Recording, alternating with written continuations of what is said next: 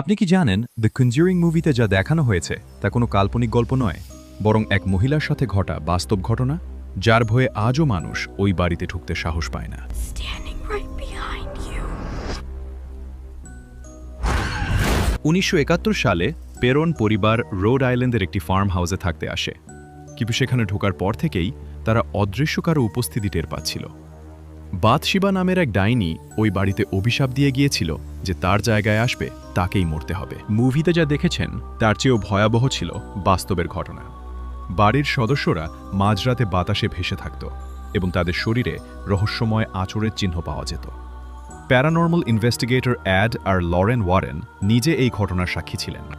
সবচেয়ে ভয়ঙ্কর বিষয় হল ওই বাড়িটি আজও আছে এবং বর্তমান মালিকরা দাবি করেন যে সেখানে এখনও অদ্ভুত সব শব্দ শোনা যায়। আপনি কি এক রাত ওই বাড়িতে থাকা সাহস করবেন? গল্পটি কি আগে জানতেন?